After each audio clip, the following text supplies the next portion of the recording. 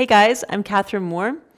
Today we're going to go through one of my favorite poses, half moon pose.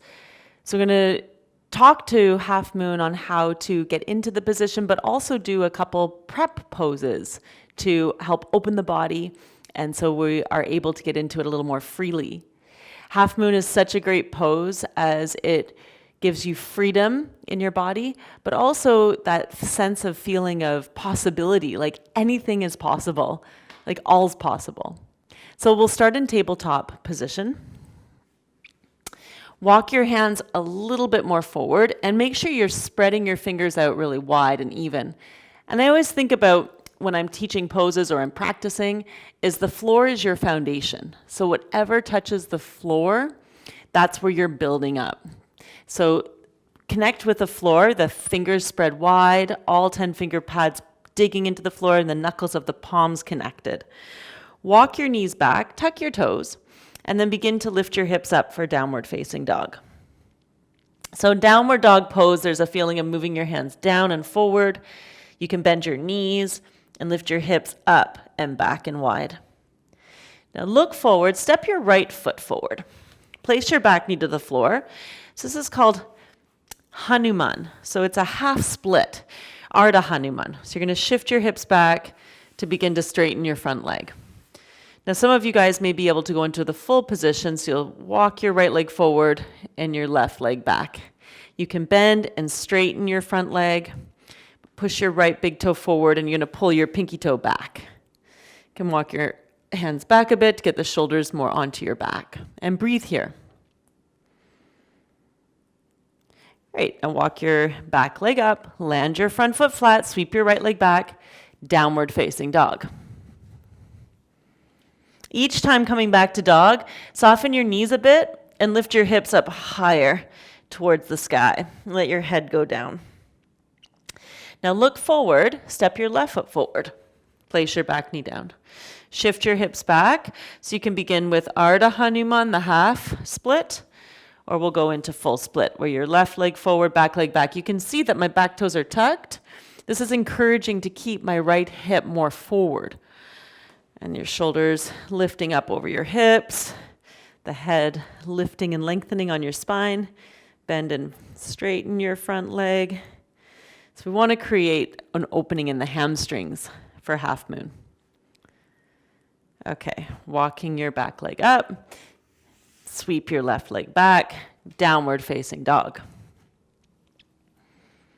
Now step your left foot forward and turn and pivot to the right. So we'll do a wide-legged straddle just to create space through your hips as well as your hamstrings. Check your feet are in the same plane, bend your knees, shift from one foot to the other. Now you can have blocks under your hands, if that helps, to bring the floor up to you so you have a bit more room to straighten the legs. Take some really big breaths into the hips, the spine, then you can go down with your head. Okay, halfway lift. Slowly look forward, turn all 10 toes forward, and step back, downward facing dog. So from downward dog, look forward, step your right foot forward. Spin your back foot down flat to the floor. So the back toes are now pointing to the long edge of your mat. Check your front center kneecap is aligning with your second toe on the front foot. So you want to move your right femur bone in and your right buttocks in. Now come on to the tippy toes of your back foot. Take your right hand forward and come onto your fingertips. So I'm going to use spidered fingers to help really energize my arms, my muscles in my arms. And I'm going to pull the muscles in towards the bone. Now look forward, firm your left leg, even touch it, feel it straight. Shift and bend into the right leg and lift your left leg up. So when you're feeling the sensation, you're pushing down to free and charge up to lift your left leg up lightly.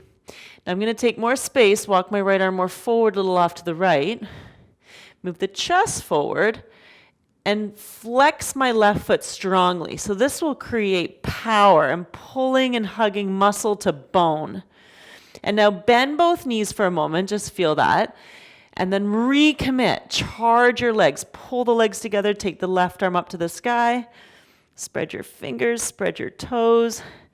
Move the spine in a little more. And really plug into the right big toe as you push out through your left big toe. Look down. Touch down. Step your left leg back. And take downward dog. That was fun. So freeing. Open space through the whole body, but also gives your mind direction. So you're here right now as you're doing the pose. You're really present. Look forward, step your left foot forward. So it's a little shorter step than you would into a lunge. Left toes are straight forward. Turn and pivot your right foot flat. Now take your left arm forward and onto a block. I find a block's really helpful, and you can also go higher up on the block if you need more height. But let's practice spidered fingers. So you have that connection into the earth. Push down, lift your right leg up. Now you'll notice that you feel that when you push into the floor, it creates freedom through your top leg. Feel your top leg is strong, really engage the muscles, pull and engage muscle to bone, and then top arm to the sky.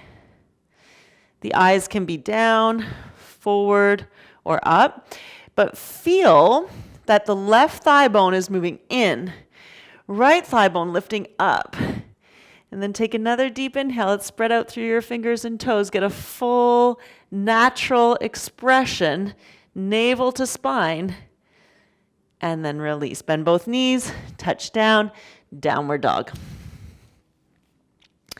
Then inhale, come forward, bend your knees, and sit. So hopefully you're feeling energized and awake from half moon, and it's giving your mind that idea that anything is possible, like all is possible. Yoga really makes the impossible possible. Thank you for trying and being open to try something new. Namaste.